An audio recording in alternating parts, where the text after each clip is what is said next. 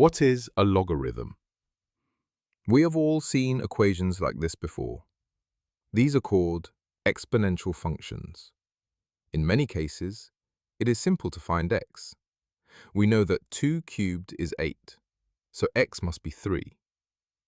But what if the numbers do not work out so neatly? Here, x cannot be 3, because that gives 8, and it cannot be 4 because that gives 16. So the solution must lie somewhere between 3 and 4. This is exactly where logarithms come in. A logarithm is simply the inverse of an exponential function. Let us look at the standard exponential curve. Y equals 2 to the power of x. If you input x equals 3, the function outputs y equals 8.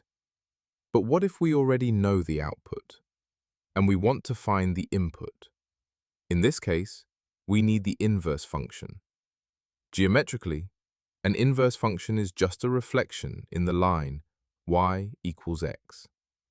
This swaps over every x and y coordinate pair, so the inverse of y equals 2 to the power of x is y equals log base 2 of x. This new function allows us to take the output of an exponential function and use it to recover the input. So if we want to solve 2 to the power of x equals 10, we set y equal to 10 and then use the inverse function. X equals log base 2 of 10. This gives a decimal of 3.3219 to 4 decimal places. So that is all a logarithm really is, the inverse of an exponential function. Its whole purpose is to let us find the input of an exponential function when all we know is the output. Now let us take a look at a couple of practical examples to recap. Example 1.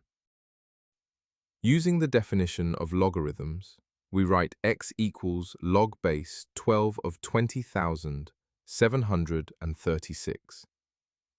If you put this into your calculator, you will find x equals 4. Example 2. Solve 324 to the power of x equals 18. Again, take the inverse. X equals log base 324 of 18. This actually works out to 1/2. In other words, 18 is the square root of 324. And in the next video, we will look at how to actually enter logarithms on a calculator, especially when we need to change the base to something our calculator supports, like base 10 or the natural logarithm.